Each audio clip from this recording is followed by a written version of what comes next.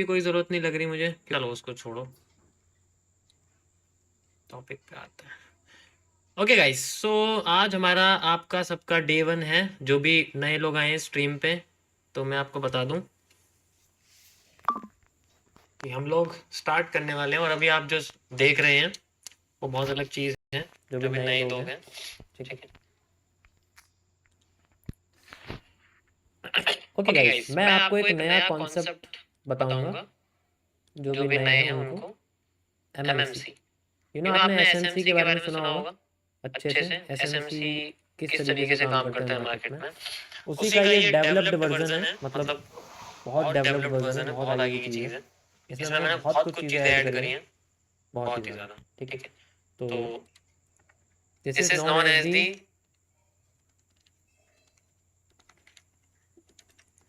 Mirror market concept. और मैंने SMC बंद कर दिया, मैं उसे नहीं पढ़ा रहा क्योंकि लोगों को समझ में नहीं है और वो खुद से भी नहीं चाहते। ठीक है, मिरर मार्केट कॉन्सेप्ट। अब ये जो टोटली ये जो बेस्ड है ना, ये बेस्ड है रिवर्सल के ऊपर। ज्यादातर जो पार्ट है इसका वो रिवर्सल के ऊपर बेस्ड है। ये रिवर्सल कॉन्सेप्ट्स में आता है और साथ ही साथ इसका कुछ पार्ट ट्रेंड फॉलोइंग में भी, मतलब हर तरीके से। ऐसा नहीं है कि सिर्फ रिवर्सल है, हर तरीके से। ठीक है,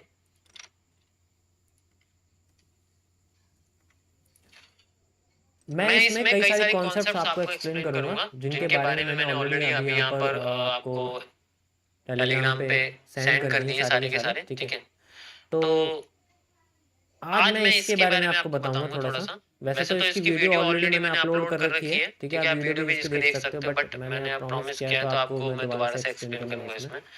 तो सबसे पहला जो आपका आज का कॉन्सेप्ट है वो ये है कि एक्चुअल में ये मार्केट है क्या। अच्छा, मैं बैंकिंग इंक्लूड नहीं करूंगा इसमें, बैंकिंग मार्केट इंक्लूड नहीं करूंगा, ना रियल एस्टेट करूंगा, ओनली सिर्फ फाइनेंशियल मार्केट करूंगा, यानी कि जो ट्रेडिंग वगैरह से रिलेटेड है, एनालिसिस वगैरह से रिलेटेड है, उन सब। ठीक है, तो आज हम इसका सबसे पहला पार्ट करेंगे जिसे हम लोग बोलते हैं। अब ध्यान से सुनना गाइस, मजा आएगा सुनने में। ठीक है, बस ये बता दो मुझे कितने लोग नए नए हैं। यस, मैं एमएमसी दोबारा से शुरू कर रहा हूँ बिल्कुल जीरो से। जीरो। ओके,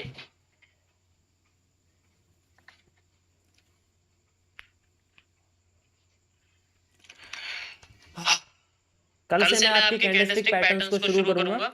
आज मैं आपको थोड़ा बता दूं मार्केट के बारे में। एंड प्लीज एक एक चीज फॉलो करना। ठीक है, एक एक चीज फॉलो करना। अगर आप फॉलो नहीं करोगे तो देखो फिर मैं नहीं कह सकता कि आपकी दशा किसी ऐसे के पास चली जाएगी, आपका इंटरेस्ट किसी ऐसे के पास चला जाएगा जो आपको 4-5 मिनट में 2-4 लाख डॉलर बना, 2-4 लाख रुपए बना के दिखा देगा। ठीक है, और फिर आप कहोगे वाह वाह वाह वाह वाह वाह, एक ही लाइन काफी है। तो हम बात करते हैं फाइनेंशियल मार्केट के बारे में।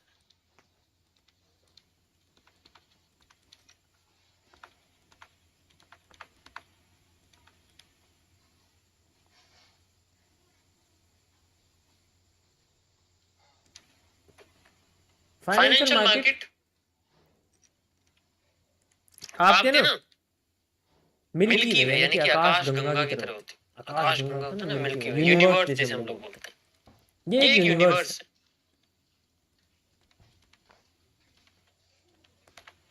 और इस यूनिवर्स में, हमारे यूनिवर्स में कई सारे प्लैनेट हैं, बिल्कुल प्लैनेट है। अब फाइनेंशियल मार्केट तो हमारी यूनिवर्स हो गई। अब इस यूनिवर्स में जो प्लैनेट है उनकी हम लोग बात करें। इसमें से एक प्लैनेट है हमारा अर्थ।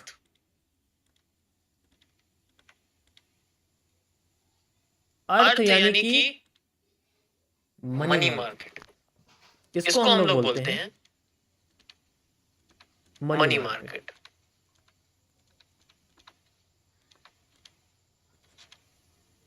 अब अर्थ के अंदर बहुत सारे कॉन्टिनेंट।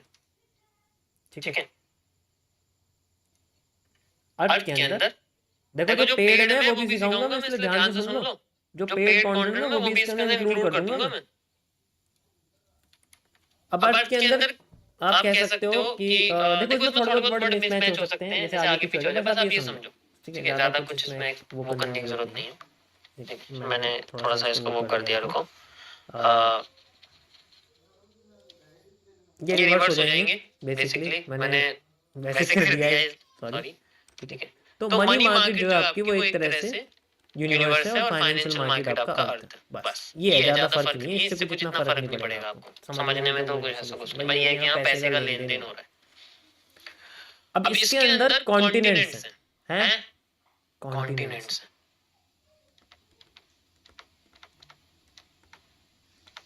कॉन्टिनेंट्स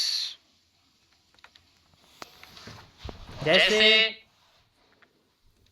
जैसे सबसे बड़ा कॉन्टिनेंट कौन सा है? एशिया, है ना। फिर और कॉन्टिनेंट कौन सा है? अफ्रीका। फिर अगर मैं बात करूं एंटार्क्टिका, ठीक है, और नॉर्थ अमेरिका या यूरोप, है ना। और यहाँ जैसे मैं अमेरिका, नॉर्थ अमेरिका या साउथ अमेरिका जैसे मान लो मैंने डाल दिया, तो ठीक है, ओके। फाइनेंशियल मार्केट की दुनिया में, हमारी मार्केट की दुनिया में एशिया को हम लोग क्या कहते हैं? सबसे बड़ी है forex market, foreign exchange market. Forex market यानी कि फॉरेक्स एक्सचेंज मार्केट। अफ्रीका को हम लोग बोलते हैं basically crypto market, crypto currencies. Antarctica को बोलते हैं स्टॉक मार्केट, ठीक है। और भी कई तरह की मार्केट होती है, जैसे यूरोप को हम लोग बोलते हैं बॉन्ड मार्केट, गवर्नमेंट बॉन्ड हो गए, ठीक है, 5 ईयर 3 ईयर बॉन्ड हो गए, जैसे होते हैं, ठीक है। और बाकी जो बची हुई है जिन्हें हम लोग एक्स्ट्रास बोलते हैं, एक्स्ट्रा, वो इसके अंदर आती है।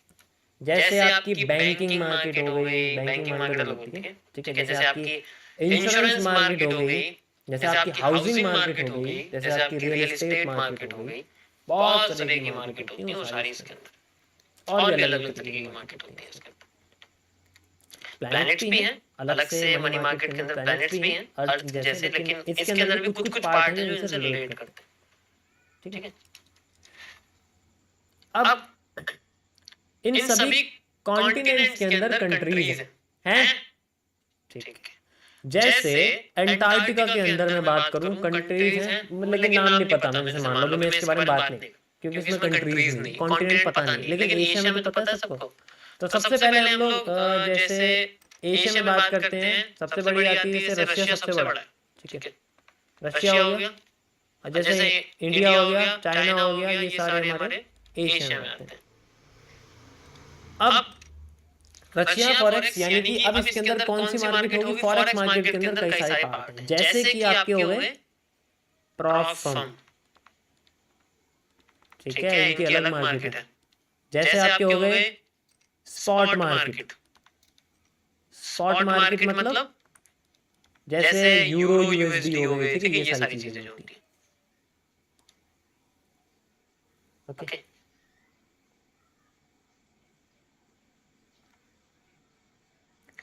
अब जैसे हमारे पास स्टॉक है, इसके अंदर भी मार्केट्स हैं, जैसे हमारे पास म्यूचुअल फंड मार्केट हो गई, ठीक है, प्रोविडेंट फंड्स मार्केट हो गई, ठीक है, नॉर्मल शेयर मार्केट हो गई, ऑप्शंस मार्केट हो गई। ऑप्शन यानी कि बाइंग सेलिंग वाले, ये तो तुम्हें अच्छे से पता होगा, इसको तो बताने की जरूरत नहीं। डेली जी हमारा लॉस के साथ अपना अलग रिश्ता चलता है, ये तो अच्छे से पता होगा। जैसे हमारी फ्यूचर्स की मार्केट हो गई, ठीक है, फ्यूचर्स की मार्केट हो गई, तो इनमें भी होता है, ऐसा नहीं, इनमें भी फ्यूचर्स होते हैं, ठीक है। क्रिप्टो में होगी, जैसे क्रिप्टो की अगर बात करूँ अफ्रीका में जैसे केप टाउन हो गया, ठीक है, युगांडा हो गया, इन सब में जैसे अगर मैं बात करूँ तो यहाँ पर क्रिप्टो में क्या होगी, जैसे non fungible token NFT market होगी, नॉर्मल स्पॉट मार्केट होगी, ठीक है। और कई सारी चीजें हैं, जैसे हमारे पास टोकन मार्केट होगी, ठीक है, जिसे हम मीम मार्केट कहते हैं, वो भी अलग, ठीक है। यहाँ तक समझ में आ गया सबको, मार्केट के बारे में पता लग गया पहले किस तरीके से होती है, ओके। अब आगे चलते हैं। अब इन सभी के अंदर अपनी अपनी मार्केट है, और इन सभी के अंदर अलग अलग जगह पे हर कंट्रीज में अपनी एक अलग भाषा बोली जाती है। जैसे अगर मैं बात करूंगा रशिया में तो रशियन बोली जाती है, ठीक है, भाषा की बात कर रहा हूँ, ठीक है। इंडिया है तो हिंदी, मराठी, गुजराती, बंगाली, तमिल, तेलुगु, है ना, और भी बहुत सारी तो वहाँ बोली जाती है। इसी तरीके से अफ्रीका में अफ्रीकन और भी कई सारी जो भाषाएं वो बोली जाती हैं, ठीक है। जैसे मैं अंटार्कटिका की बात करूँ, यहाँ तो बियर है ना, वो जानवर वाली भाषा होगी, जानवर ही रहते हैं तो जानवरों जैसी भाषा बोलेंगे, इसका तो पता नहीं। स्टॉक मार्केट मैंने इसलिए इसके अंदर डाली है क्योंकि यहाँ सिर्फ जानवरों की भाषा चलती है। कोई भी बियर आके बैठ जाता है, नीचे आ जाती है, कोई बुला के घुस जाता है, ऊपर भाग जाती है, इसलिए मैंने इसको अलग अंटार्कटिका में रख दिया। ये थोड़ा सा 40% का पार्ट है, रियलिटी यही है इसकी, और इसके बारे में ज्यादा बात नहीं करना चाहता।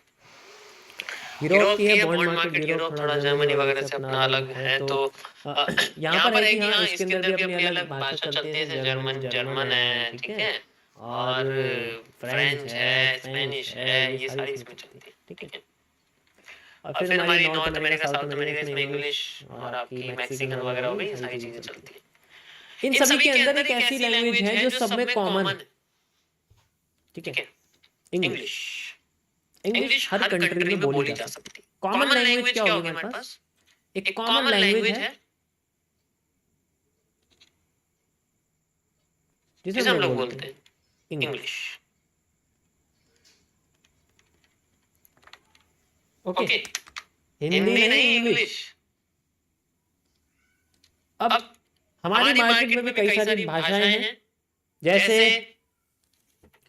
बार, ठीक है, बार, कॉलम, कैंडल्स, हाइकनाशी,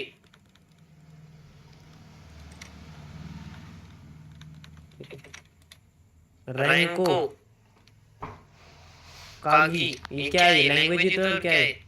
रैंको, कागी, और भी बहुत सारी है। वॉल्यूम फुटप्रिंट हो गया।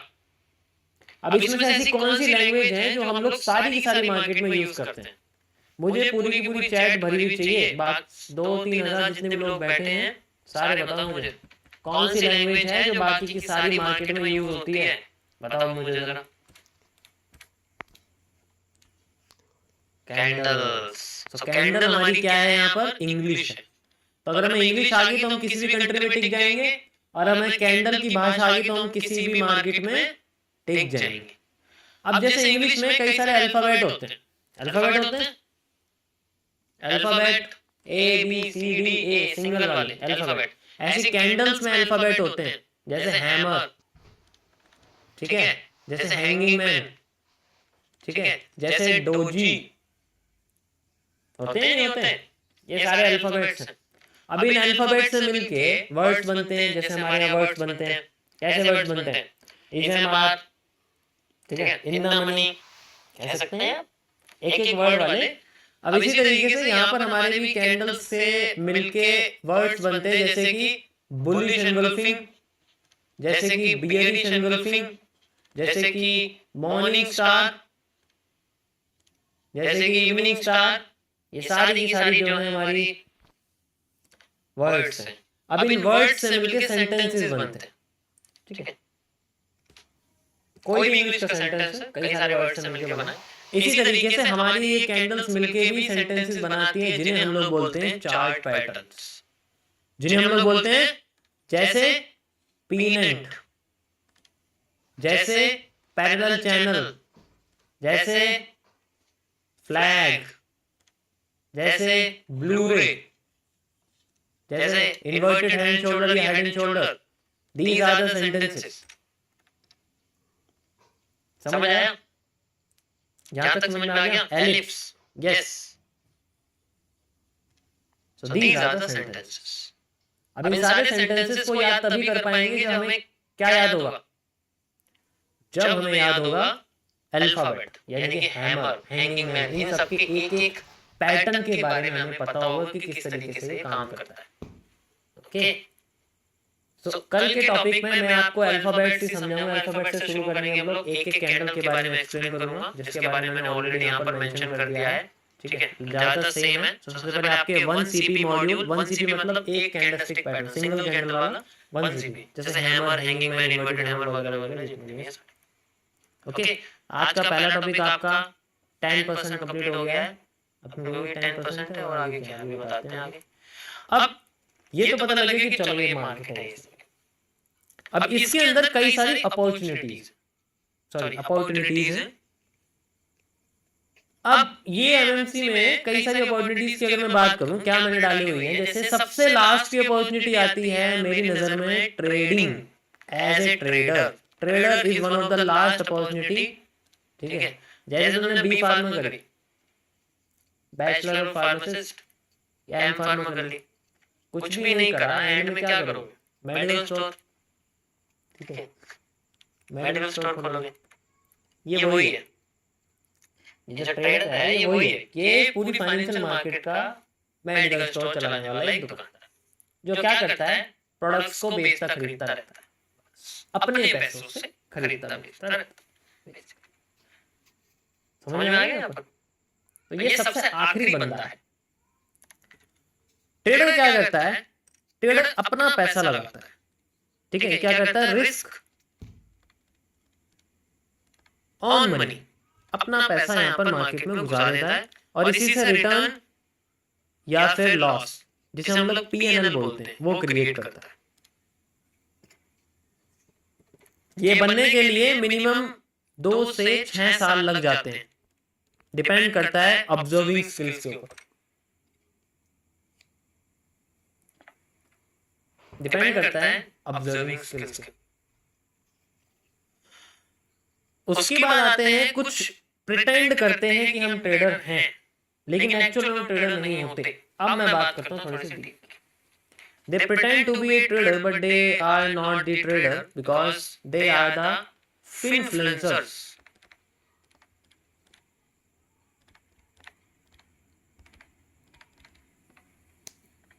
ये कभी ट्रेडर नहीं होते। 1% are the trader, rest are just a social media influencer. मैं ट्रेडिंग नहीं करता, मैं खुल के बोलता हूँ मैं ट्रेडर नहीं हूँ, that's it, but I am a finfluencer। क्योंकि जो मैं करता हूँ मैं उसको शो कर रहा हूँ, but I am not taking any trade, I am not a trader because I am another one. मैं ट्रेडर नहीं, मैं इस कैटेगरी में नहीं आता। अब ये क्या करते हैं? ये एडवाइस देते हैं,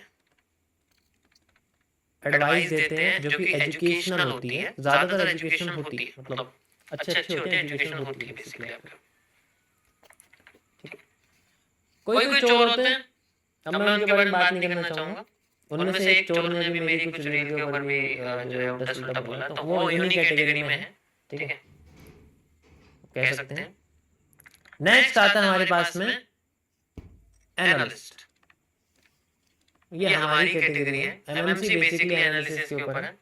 ठीक है, एनालिस्ट। और मैं इसमें बता सकता हूँ और चाहे तो खुल के मैं इसमें बता सकता हूँ। ठीक है, अगर तुम ऐसी बात करोगे तो कोई प्रॉब्लम नहीं है। ये क्या करते हैं? ये लोग ट्रेड करते हैं, जिसे हम लोग लाइव ट्रेडिंग कहते हैं।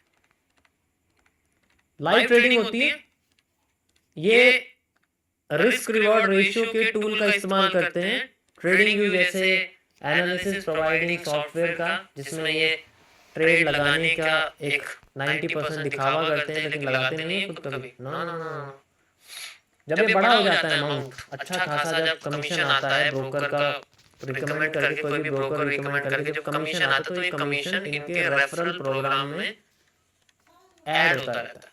वो अमाउंट ट्रांसफर कर दिया जाता है रियल अकाउंट के अंदर।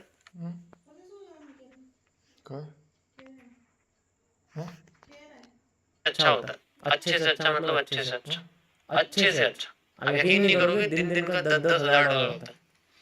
तो अगर उसका 4-5 हज़ार डॉलर का लॉस हो गया, कोई फर्क नहीं पड़ता अगर वो सामने ट्रेड करके दिखा भी रहा है, कोई फर्क नहीं पड़ता। और इसके अंदर डीप में मैं नहीं बता सकता है, बस आपको मैंने आइडिया बताया बेसिकली क्या है। एनालिस्ट क्या करते हैं? एनालिस्ट बेसिकली अपना मार्केट का एक व्यू बताते हैं, अपना एक व्यू बताते हैं, ठीक है, और उस व्यू को एज ए प्रोडक्ट बेचते हैं, व्यू को एज ए प्रोडक्ट की तरह आगे फॉरवर्ड। मतलब एक तरह से आप कह सकते हो कि अपना पैसा नहीं लगाते हो, वो दूसरे को एडवाइस करते हैं। ये दो तरीके से की जाती है। एक होती है प्रोफेशनल लेवल पे, जिसे हम लोग लाइसेंस बोलते हैं, लाइसेंस या फिर रजिस्टर्ड एनालिस्ट या research analyst. Registered research analyst के अंदर ये रजिस्टर्ड करते हैं अगर प्रोफेशनल लेवल यानी किसी कंपनी या फिर मल्टीपल क्लाइंट्स के लिए काम कर रहे हैं। कुछ होते हैं जो पर्सनल लेवल पे काम करते हैं, उन्हें इन सब चीजों की जरूरत नहीं, क्योंकि पर्सनल में अपने घर में किसी नंबर की कर रहा हूं या मैं अपने बहुत जानकार की कर रहा हूं, तो उसमें ऐसा कुछ नहीं। उन्हें सिर्फ चाहिए प्रॉफिट वाली analysis.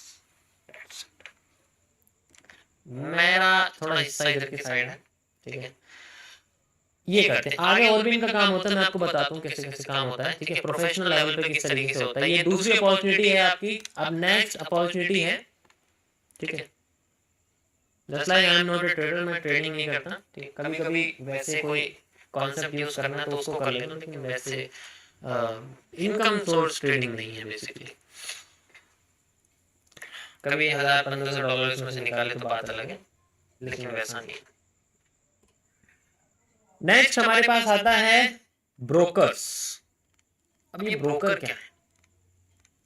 Broker are one of the, जिन्हें बोलता हूँ दीमक है, ये दीमक, इनको हम लोग दीमक बोलते हैं। देखो, ब्रोकर वो होते हैं जो ना तो कभी अपना पैसा लगाते हैं ना अपना पैसा कभी देते। ब्रोकर पर ट्रेडर ट्रेड करता है और ये उसके बदले ब्रोकरेज यानी कि कमीशन चार्ज करते हैं, इसे हम लोग ब्रोकरेज बोलते हैं, ठीक है। ये हर ब्रोकर में अपना अलग अलग होता है, किसी किसी का सेम होता है, किसी किसी का अलग होता है, ठीक है, आप कह सकते हैं। तो ये ब्रोकरेज चार्ज करते हैं। ब्रोकर कभी भी लॉस में नहीं जाता, ब्रोकर हमेशा अपने आप को उठाना शुरू करता है। ब्रोकर कभी लॉस में नहीं जाता। छोटे से छोटे ब्रोकर का मालिक भी अच्छा खासा होता है, मतलब बढ़िया होता है, ठीक है। तुम्हारा लॉस और प्रॉफिट और ब्रोकर देना पड़ेगा। नेक्स्ट आता है हमारे पास कंसल्टेंसी फर्म्स।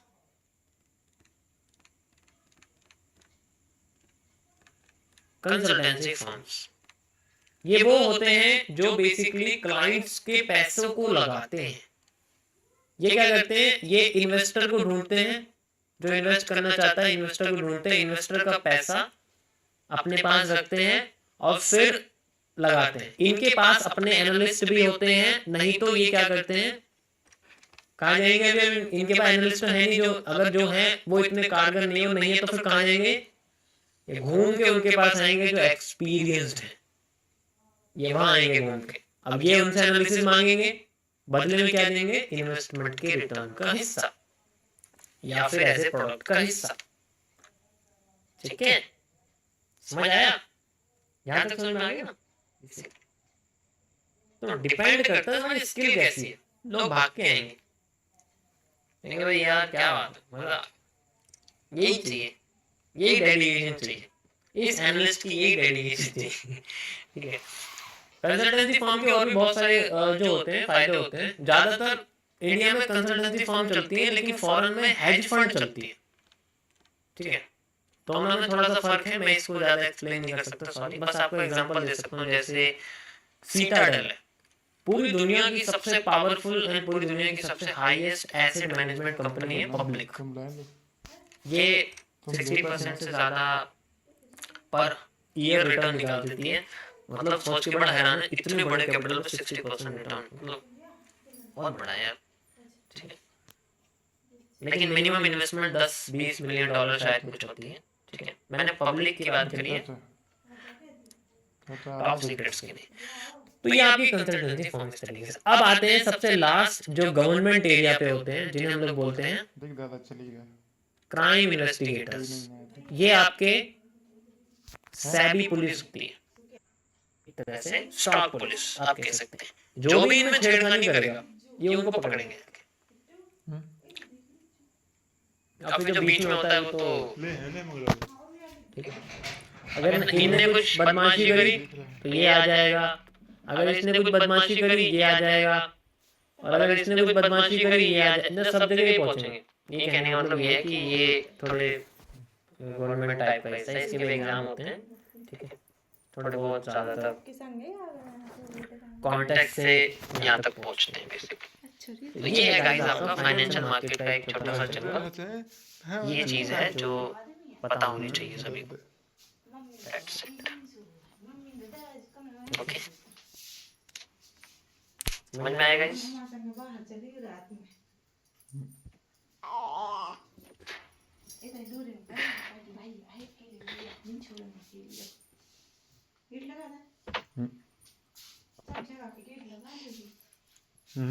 इसमें एक और टॉपिक रह गया आपका प्रॉप फर्म जिसे हम लोग बोलते हैं। चलो मैं वो भी बता देता हूँ, कोई बात नहीं। जैसे कंसल्टेंसी फर्म होते हैं ऐसी प्रॉप फर्म होते हैं, ठीक है। प्रॉप फर्म ज्यादातर आपके उनके लिए होते हैं जिनके पास कैपिटल की कमी होती है। कंसल्टेंसी फर्म ही प्रॉप फर्म यानी कि प्रोप्राइटरी फर्म का रूप ले लेते हैं। ये क्या करते हैं, इनमें क्या होता है, इनमें भी इन्वेस्टर होता है, इनमें भी इन्वेस्टर होता है, इन्वेस्टर काम करता है। अब ये क्या करते हैं, ये पब्लिक एनालिस्ट को नहीं ढूंढते, कंसल्टेंसी फर्म कभी पब्लिक एनालिस्ट को नहीं ढूंढते। क्यों? क्योंकि ये सिर्फ एक्सपीरियंस लोगों को ढूंढते हैं। प्रॉप फर्म ऐसे नहीं ढूंढता। प्रॉप फर्म अगर एनालिस्ट को ढूंढेगा तो उसे मतलब नहीं, उसे चैलेंज पास करवाएगा नॉर्मल बंदे से। पास करते ही वो एक एनालिस्ट बन जाएगा, वो ट्रेड भी कर रहा है, that's it. Prop firm public में ढूंढती है ट्रेडर के नाम पर।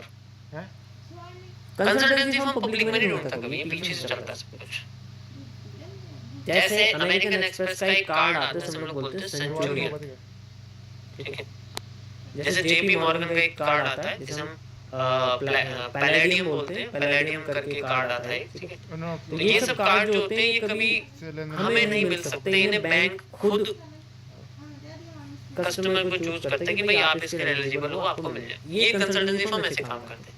ये ऐसे प्रॉप फर्म वाले मैसेज करेंगे सीधे आपके, जैसे वो क्रेडिट कार्ड वाले आते हैं ना, 1 लाख का क्रेडिट कार्ड आपको क्रेडिट कार्ड मिल रहा है, एलिजिबल हो क्रेडिट कार्ड के लिए, ये वो होते हैं। अब देख लो तुम सच्चा कौन है और मतलब सही कौन है और गलत कौन है, ये फर्क है, ठीक है।